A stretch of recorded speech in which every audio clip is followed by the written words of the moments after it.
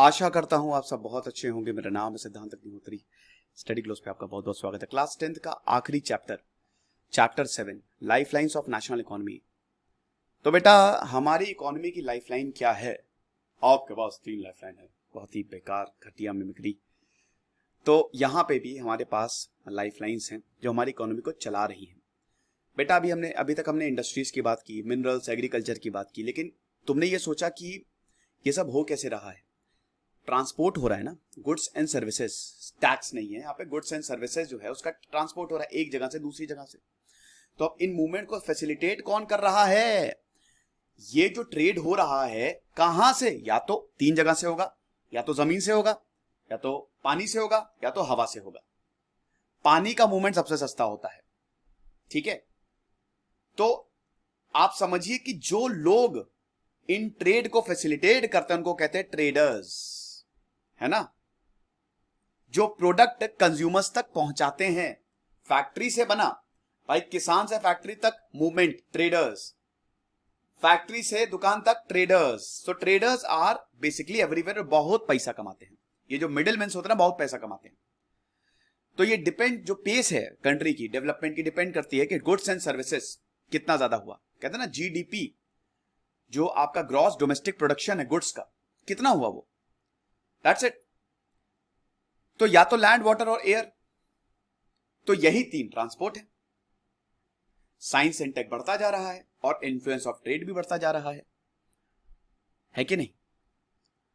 कैसे बढ़ता जा रहा है? पहले एक बीमारी को दूसरी जगह जाने में बहुत टाइम लग जाता था, आज फटाक से पहुंच जाती है। एक दिन के अंदर अंदर कोविड फैल गया। अगर यही बहुत पहले हुआ होता तो उसको सालों लग जाते पहुंचने में, क्योंकि बहुत तेजी से साइंस एंड टेक डेवलप हुआ है। स्टेम, साइंस, टेक्नोलॉजी, इंजीनियरिंग और मैथमेटिक्स, ये जिस देश का डेवलप है उसकी तो बल्ले बल्ले, शाबा शाबा। तो ट्रांसपोर्ट जो है, कम्युनिकेशन सिस्टम इतना बेहतरीन हो गया है, इसने ट्रांसपोर्ट को और बेहतर कर दिया है। So basically transport, communication and trade, they are complementary to each other. ये एक दूसरे को कॉम्प्लीमेंट करते हैं, ये एक दूसरे की, ये लव ट्रायंगल है, ठीक है? भारत पूरी दुनिया से कनेक्टेड है, पूरी दुनिया से। Railways, Airways, waterways, newspapers, radio, television, cinema और इंटरनेट, ये हमारी प्रोग्रेस को, सोशियो इकोनॉमिक प्रोग्रेस को और आगे ले जा रहे हैं। हम लोकल ट्रेड करते हैं और बाहर भी भेजते हैं। ये हमारी इकोनॉमी को इंटरनली भी स्ट्रांग कर रहा है और एक्सटर्नली तो कर ही रहा है। ग्लोबली हम कंपीट कर ही रहे हैं। हमारा शानदार नेटवर्क है। जैसे रेलवे, भारत में हर इंसान का पहला प्यार, ज्यादातर लोगों का 90% का पहला प्यार रेलवे होता है। मेरा भी था। ट्रेन में जितना मजा आएगा ना, हिलने में जितना मजा आता है, उतना किसी में नहीं आता। फ्लाइट है, उड़ा बादल के ऊपर, क्योंकि बादल इंपॉर्टेंट है, गया, खत्म। अब देखते रहो बादल को, फिर नीचे आ जाओगे, बस एक सेल्फी डाल दी, खत्म।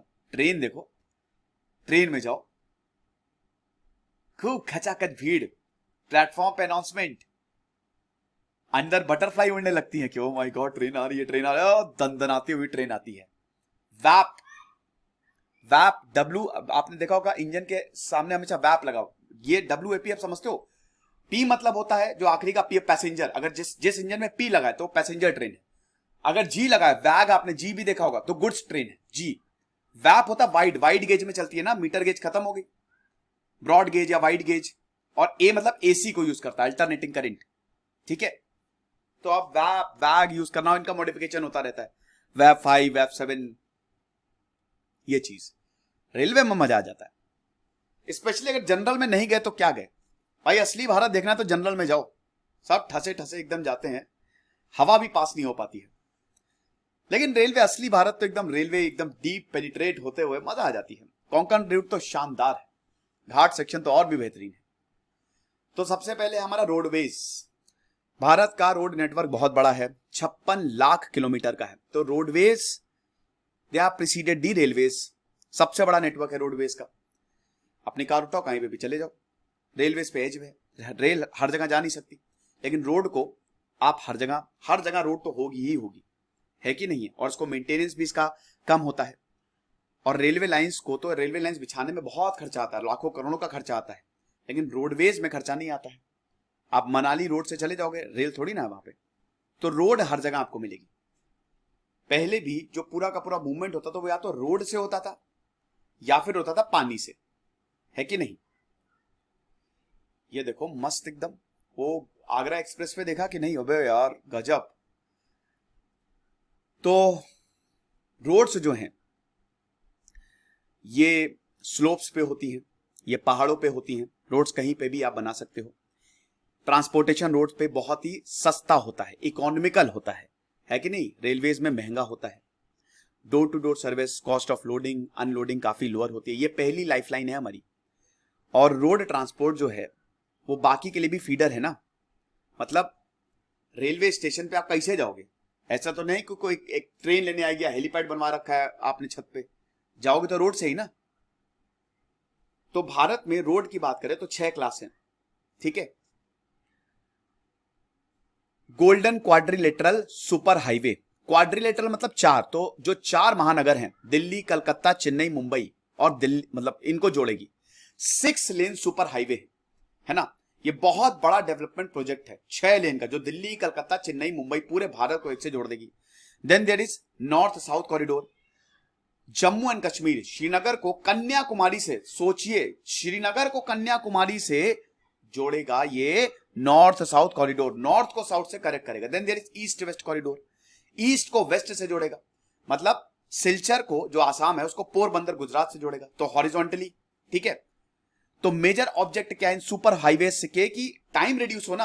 अब पता चला, देखिए हाईवे है ना, 6 लेना, फटाक सन्नाटे से निकलो, श्यूं श्यूं ऐसे।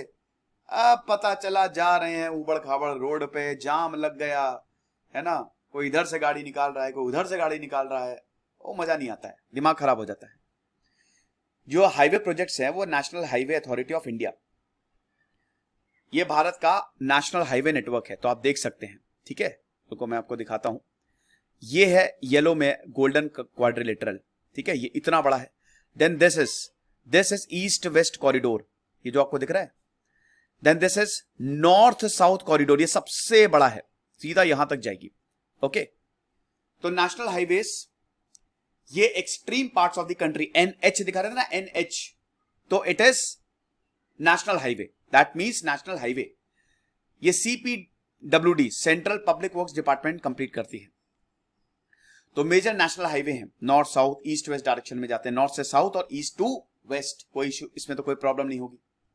नेशनल हाईवे नंबर 1 दिल्ली और अमृतसर, शेर शाह सूरी मार्ग जिसको बोला जाता है, ठीक है। Grand trunk road, GT road, सबसे बड़ा नेटवर्क है ना वो।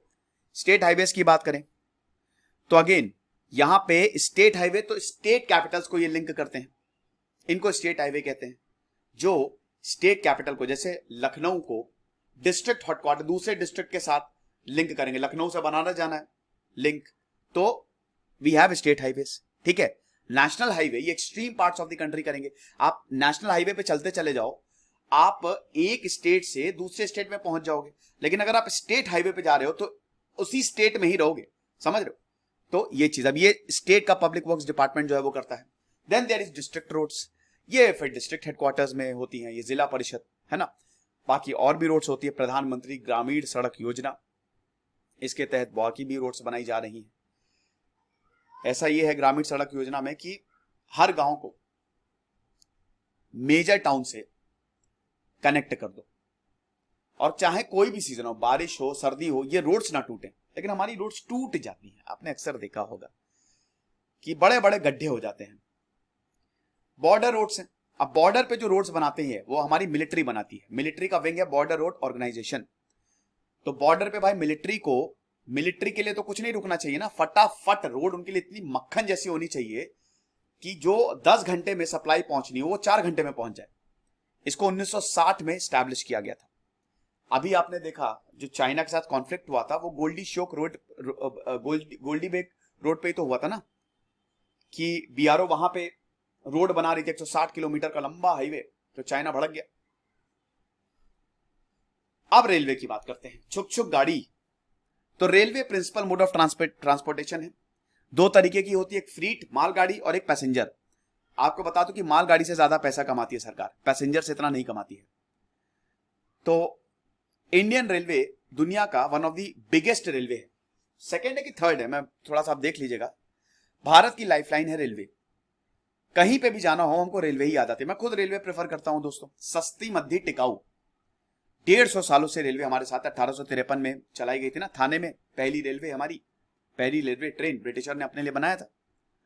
तो हमारी इकोनॉमिक लाइफ है रेलवे, जो कि हमारे डेवलपमेंट को इंप्रूव करती है। पहले डेवलपमेंट के लिए ही, ट्रांसपोर्टेशन के लिए ही बनाया गया था, अभी भी ट्रांसपोर्ट होता है। नॉर्दर्न प्लेन्स, यहां पे पॉपुलेशन डेंसिटी बहुत ज्यादा है, तो इसीलिए रेलवे का ग्रोथ आपको, रेलवे की लाइंस भी आपको यहाँ पे बहुत ज्यादा देखने को मिलेगी। खूब सारे ब्रिजेस, इतनी नदियां बहती है भाई।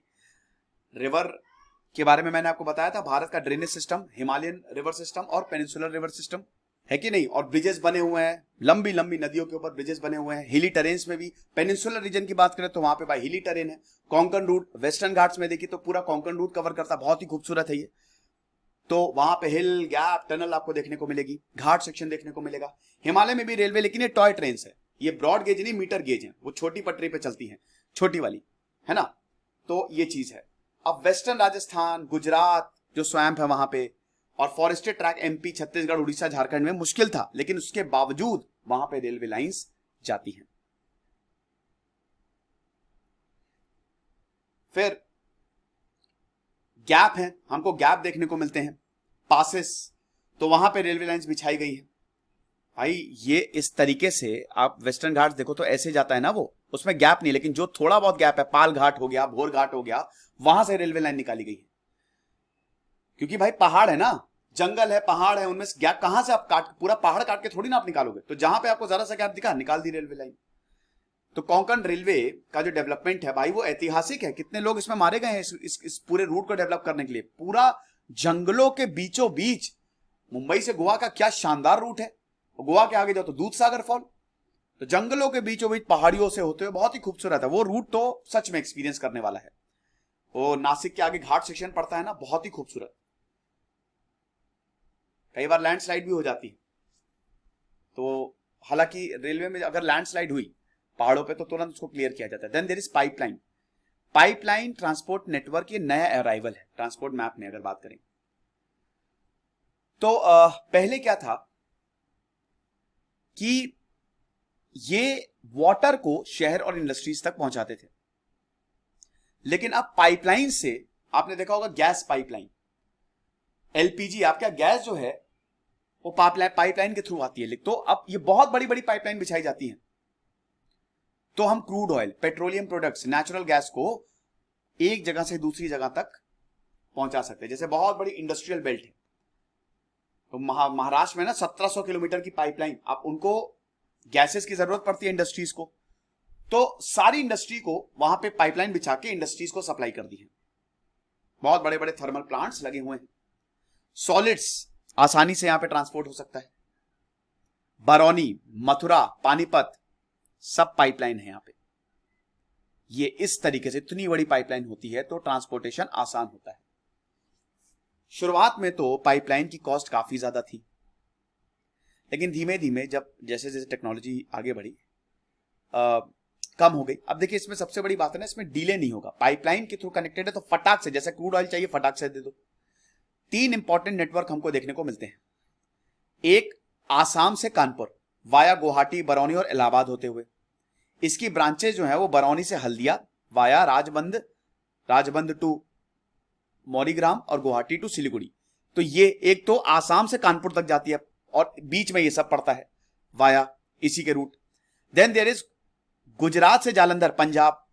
अब ये मथुरा, दिल्ली, सोनीपत होते हुए, इसकी ब्रांचेस कहां, वडोदरा, गुजरात, चक्षु। Then there is Jagdishpur, Gujarat से जगदीशपुर, यहां से भी। तो ये मध्य प्रदेश जाते हो, मध्य प्रदेश से होते हुए, और इसकी ब्रांचेस राजस्थान में भी गई हैं। तो ये चीज। अब तीसरा है वाटरवेज, पानी का रास्ता, चीपेस्ट मींस ऑफ ट्रांसपोर्ट है। पहले सब पानी से ही जाते थे, दूर दूर अगर आपको जाना है तो 2-3 महीने लगते थे, लेकिन पानी is the cheapest mode. Fuel efficient होता है, एनवायरमेंट फ्रेंडली होता है, फ्यूल कम लगेगा, और बहुत सारी सामान भी एक बार में कितना आ जाता है यहां पे, है कि नहीं। भारत का जो इनलैंड वाटरवे है ना, खूब सारी नदियां हैं भारत में, तो 1450 किलोमीटर है जो भारत का इनलैंड, भारत में जो वाटरवे यूज होता है। हमारे यहां 4 नेशनल वाटरवे है ना। अब इसमें 5,685 किलोमीटर इसमें मर्चेंडाइज्ड वेसल जाते हैं, कमर्शियल पर्पस के लिए यूज होता है।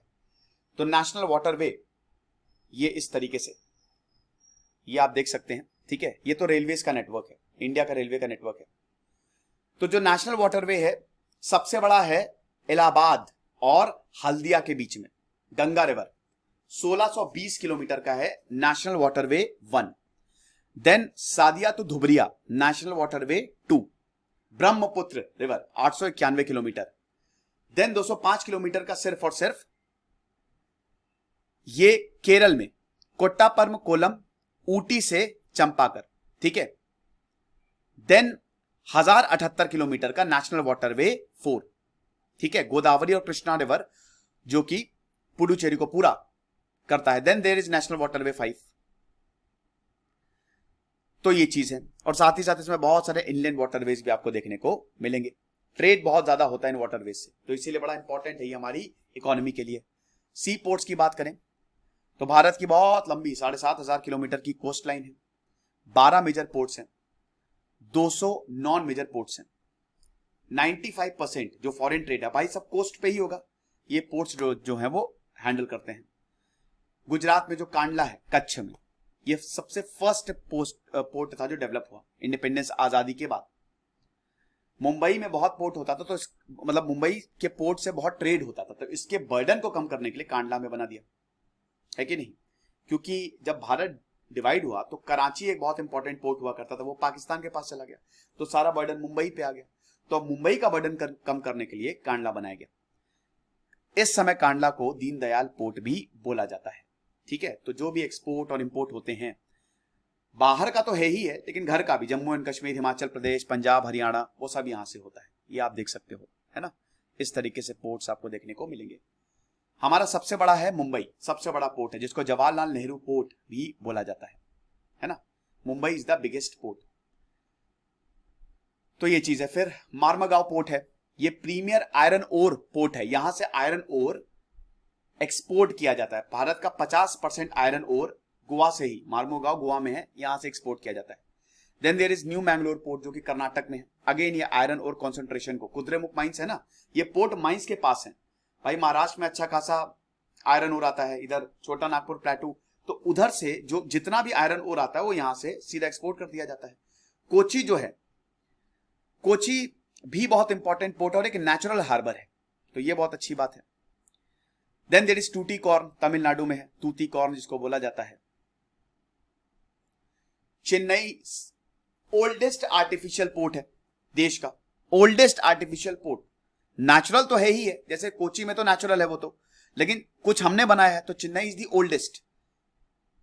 अगर वॉल्यूम की बात करें, ट्रेड और कार्गो, तो मुंबई के बाद चेन्नई सबसे बड़ा है, सेकंड नंबर पे आता है। विशाखापट्टनम जो है वो लैंड लॉक्ड है ना। विशाखापट्टनम एयरपोर्ट को डायरेक्ट सी का एक्सेस नहीं है, it is land locked. Paradip की बात करें तो ये उड़ीसा में है, अगेन ये आयरन ओर को एक्सपोर्ट करता है। कलकत्ता की बात करें तो ये भी बहुत इंपॉर्टेंट पोर्ट है भैया। पहले तो कलकत्ता से ही पूरा का पूरा ब्रिटिश बहुत पैसा कमाता था, फर्टाइल, हाईली फर्टाइल रीजन था। हल्दिया की बात करें तो हल्दिया भी बंगाल में ही आता है। कलकत्ता के पोर्ट के प्रेशर को कम करने के लिए इसको बनाया गया था। देन देयर इज एयरवे, तो भाई एयरवे तो एरोप्लेन से जाओ, जो जर्नी आप 2 दिन में पूरी करोगे 800 मील प्रति घंटा की रफ्तार से, वो आप 1 से 1.5 घंटे में पूरी कर लोगे। तो हाई माउंटेन्स पे रोड्स मुश्किल है, डियरी डेजर्ट्स पे रेलवेज मुश्किल है, डेंस फॉरेस्ट, हर जगह एयरपोर्ट जो है वो बनाया जा सकता है। 1953 में एयर ट्रांसपोर्ट जो है नेशनलाइज किया गया, and then airport authority of India develop किया गया, है कि नहीं। तो भारत में डोमेस्टिक ट्रैवल भी होता है, इंडिगो हो गया, स्पाइस जेट हो गया, बहुत सारी एयरलाइंस है, और इंटरनेशनल एयर भी होता है। पवन हंस हेलीकॉप्टर लिमिटेड, ये हेलीकॉप्टर्स ऑयल और नेचुरल गैस ONGC को ये प्रोवाइड करते हैं। कई जगह बड़ा मुश्किल होता है जाना, ट्रेन नहीं जा सकती, रोड नहीं जा सकती, तो इंटीरियर एरिया में यही हेलीकॉप्टर्स जाते हैं। कम्युनिकेशन, तो भाई कम्युनिकेशन भी बहुत इंपॉर्टेंट है। अब जैसे हमने इलेक्ट्रोमैग्नेटिक वेव्स के थ्रू कम्युनिकेट करना सीख लिया है, इंटरनेट हो गया, टीवी हो गया, रेडियो हो गया, फिल्म्स हो गया, सब कम्युनिकेशन है, पर्सनल कम्युनिकेशन। और मास कम्युनिकेशन के एग्जाम्पल्स हैं। पोस्टल नेटवर्क, ये दुनिया, भारत का पोस्टल नेटवर्क सबसे बड़ा है। पोस्टल नेटवर्क जो पार्सल्स, जो आपके घर में राखी आती है ना, पोस्टल नेटवर्क का ही पार्ट है वो। ये मेजर पोर्ट्स आप देख सकते हैं, ठीक है। ये कांडला है, ये मुंबई है, मार्मोगांव है, ये सब कोस्ट पे ही होंगे। न्यू मैंगलोर है, देन देयर इज कोची है, विशाखापट्टनम, पारादीप। तो ये चीज है। कार्ड्स ऑन एनवेलप्स जो होते हैं, इसको फर्स्ट क्लास मेल बोला जाता है, and they are airlifted between stations. कहते हैं ना कि अगर आपने चिट्ठी भेजी या कुछ भेजा है, कोई कोरियर किया है, फर्स्ट क्लास मेल्स आप करो, स्पीड पोस्ट कर दो तो बहुत जल्दी पहुंच जाएगा। अब ये स्पीड पोस्ट ट्रेन से या अगर आप फ्लाइट से कर रहे हो तो प्लेन से जाता है। सेकेंड क्लास मेल्स, इसमें पॉकेट्स, रजिस्टर्ड न्यूज़पेपर, पीरियोडिकल्स आते हैं। ये लैंड टू लैंड जाता है, वाटर ट्रांसपोर्ट से जाता है, क्योंकि अगर ये लेट भी जाए तो भी कोई प्रॉब्लम नहीं है। 6 मेल चैनल्स हैं। मेल जल्दी हो लार्ज टाउन्स में, मेल वो ईमेल नहीं, वही जो आप भेजते हैं, कोई कुछ कोरियर करना है, कुछ भेज रहे हैं। राजधानी चैनल है, मेट्रो चैनल है, ग्रीन चैनल है, बिजनेस चैनल है, बल्क मेल चैनल है और पीरियोडिक चैनल है। फिर टेलीफोन्स की भी बात करते हैं, तो टेलीफोन्स की बात करें, ट्रंक डायलिंग की बात करें तो भारत इसमें भी बहुत आगे है। 66% जो भारत है वो, उसमें आपको एसटीडी, पहले तो एसटीडी होता ही था, अब मोबाइल आया, एसटीडी मिलेगा ही। मास कम्युनिकेशन हमको एंटरटेनमेंट देता है, अवेयरनेस फैलाता है भाई, इसमें news, press, TV, magazine, books, film सब आ गए। ऑल इंडिया रेडियो, आकाशवाणी, बहुत सारे प्रोग्राम्स आते हैं। ये भारतीय सरकार का सरकारी है, ये नेशनल, रीजनल, लोकल लैंग्वेज में। दूरदर्शन, ये नेशनल टेलीविजन चैनल है, ये भी सरकारी चैनल है। दूरदर्शन कोई देखेगा नहीं, लेकिन हर कोई चाहेगा कि आकाशवाणी, दूरदर्शन में जॉब जरूर लग जाए मेरी, क्योंकि सरकारी है ना। तो ये चीज है, जो भी सरकारी चीज, सरकारी जो भी कुछ भी, जैसे लोकसभा, राज्यसभा, सब आपको दूरदर्शन में ही देखने को मिल जाएगा। भारत में बहुत सारे न्यूज़पेपर्स आते हैं। भारत के न्यूज़पेपर्स 100 लैंग्वेज से ज्यादा में आते हैं, 100 भाषाओं से ज्यादा में आते हैं, क्योंकि भारत एक डाइवर्स कंट्री है। Indian express, the Hindu, economic times, times of India, सब इंग्लिश न्यूज़पेपर है, एटसेट्रा एटसेट्रा। हिंदुस्तान टाइम्स, बहुत शानदार न्यूज़पेपर्स। वही अगर हिंदी न्यूज़पेपर की बात करें तो अभिनव भारत टाइम्स हो गया, दैनिक जागरण हो गया, अमर उजाला हो गया, और भी बहुत से, ठीक है। अभी तो मुझे दैनिक भास्कर हो गया। तो ये चीज है। बॉलीवुड हॉलीवुड की तर्ज पे बना है बॉलीवुड, तो ये भी एक लाइफलाइन है। हम बॉलीवुड के दीवाने, बॉलीवुड क्रिकेट के तो हम दीवाने हैं। Central board of film certification, वो देखते हैं ना, जैसे मूवी शुरू होती है एक सर्टिफिकेट आता है, ये सेंसर बोर्ड होता है, तो यही फिल्म को पास करता है। इंडियन और फॉरेन फिल्म कौन सी सर्टिफाई करता है। इंटरनेशनल ट्रेड की बात करें तो जब एक देश से दूसरे देश में ट्रेड होगा तो उसको इंटरनेशनल ट्रेड बोलेंगे। अब आसान हो गया है भाई, देखो हमने इंटरनेशनल ट्रेड को बहुत आसान कर दिया है कि नहीं। आप समझिए कि अब जैसे कुछ फ्री ट्रेड जोन होते हैं या फ्री ट्रेड एग्रीमेंट अगर किसी से साइन कर दिया तो कोई टैक्स नहीं लगता है, प्लेन बहुत जल्दी पहुंच जाता है, वाटर से भी आप आसानी से ट्रांसपोर्ट कर सकते हो। इस समय ऐसी हालत है कि इंटरनेशनल ट्रेड बहुत ज्यादा जरूरी है। हर देश आत्मनिर्भर नहीं है, उसको कुछ ना कुछ चाहिए ही। तो एक्सपोर्ट और इंपोर्ट अगर ना हो, आयात और निर्यात अगर ना हो, तो ट्रेड होगा ही नहीं। इसी को ही कहते हैं बैलेंस ऑफ ट्रेड। अगर एक्सपोर्ट ज्यादा है, इंपोर्ट कम है, जब आप ज्यादा भेज, जैसे भारत, तो डेफिसिट हो जाता है। जैसे भारत क्या है, भारत इंपोर्ट ज्यादा करता है, एक्सपोर्ट कम करता है, ठीक है। मतलब बाहर से मंगाता चीजें हैं लेकिन भेजता कम है, तो इसीलिए भारत थोड़ा डेफिसिट में है। हमारा फिस्कल डेफिसिट रहता है, ट्रेड डेफिसिट रहता है। हालांकि फिस्कल डेफिसिट तो टैक्स का है, लेकिन ट्रेड डेफिसिट भी हमारा रहता ही है। अगर आप एक्सपोर्ट ज्यादा कर रहे हैं, इंपोर्ट कम कर रहे हैं, तो आप सरप्लस में होंगे, है कि नहीं। जैसे चाइना, तो फेवरेबल बैलेंस ऑफ ट्रेड वही है कि जब दोनों ही बैलेंस रहे। अनफेवरेबल मतलब वही है कि आप मंगा ज्यादा रहे हो, इंपोर्ट ज्यादा कर रहे हो और भेज कम रहे, एक्सपोर्ट कम कर रहे हो। तो भारत पूरी दुनिया के साथ ट्रेड करता है और बढ़िया ट्रेड रिलेशन है भारत के, शानदार। ज्वेलरी, केमिकल, पेट्रोलियम, सब कुछ भारत मंगाता है, ठीक है। अब क्रूड ऑयल और James, jewellery, chemical, specially crude oil, ये भारत की जेब बहुत ढीली करता है, क्योंकि भाई हम गल्फ कंट्रीज से तेल मंगाते हैं। सऊदी, इस समय सऊदी, पहले ईरान था लेकिन अब सऊदी हो गया है, देन इजराइल भी, अमेरिका भी है, तो यहां से तेल मंगाते तो अच्छा खासा हमारी जेब ढीली होती है। फिर आईटी इंडस्ट्री की बात करें तो आईटी इंडस्ट्री में तो हम बहुत ही बड़े जायंट हैं। आप समझिए कि भारत की आईटी इंडस्ट्री तो गजब तरीके से डेवलप हुई है। और दुनिया भर में अपने अपने सॉफ्टवेयर इंजीनियर्स भेज दिए। देन टूरिज्म, भारत में बहुत टूरिज्म आता है, बहुत टूरिज्म। आप समझिए कि लगभग 1.5 करोड़ लोग जो हैं वो टूरिज्म में एंगेज्ड हैं। Yes, directly. बाहर से भी टूरिस्ट आते हैं, घर के भी टूरिस्ट। अब जैसे भारत इतनी डाइवर्स है, आप घूमते रहो, घूमते घूमते थक जाओगे, भारत खत्म नहीं होगा। अब ये नेशनल इंटीग्रेशन को बढ़ाता है, लोकल हैंडीक्राफ्ट कल्चर को बहुत ज्यादा बढ़ावा देता है। जैसे भारत में बहुत सारी यूनेस्को वर्ल्ड हेरिटेज साइट है, 40 के करीब। अच्छी बात है, भारत में शहर यूनेस्को वर्ल्ड हेरिटेज साइट है। अहमदाबाद की old city UNESCO world heritage, Jaipur UNESCO world heritage. Jaipur में सबसे ज्यादा, भारत में सबसे मोस्ट विजिटेड सिटीज जयपुर। तो फॉरेन टूरिज्म भी आता है, इको टूरिज्म भी, एडवेंचर टूरिज्म भी, कल्चरल टूरिज्म भी, हर तरीके का टूरिज्म। तो ये क्लास 10th की एनसीईआरटी खत्म। मैंने दिसंबर बोला था, आप देख लीजिए कि मैं कितनी जल्दी एनसीईआरटीज कवर करता हूं। हिस्ट्री और पॉलिटी की ऑलरेडी कवर हो ही चुकी है, खत्म हो चुके 6 to 12, वो भी 31 जुलाई तक मैंने खत्म कर दी थी, और मैंने अक्टूबर तक डेडलाइन दी थी। अभी 10th तक की एनसीईआरटी ज्योग्राफी खत्म हो गई है। मैक्स टू मैक्स 10 सितंबर लगेगा 11, क्योंकि 11th में चैप्टर्स बहुत ज्यादा है, 31 चैप्टर्स है ज्योग्राफी के। तो 10 सितंबर तक हम कंप्लीट कर देंगे, ठीक है। तो ये यूट्यूब पे भी लेक्चर अपलोड होगा, तो अगर आप कोर्स परचेज करना चाहते हैं तो आप सीधा डिस्क्रिप्शन और कमेंट बॉक्स में जाएं, वहां पे कोर्सेज को आप अवेल कर सकते हैं, ऐप डाउनलोड करके। Thank you so much.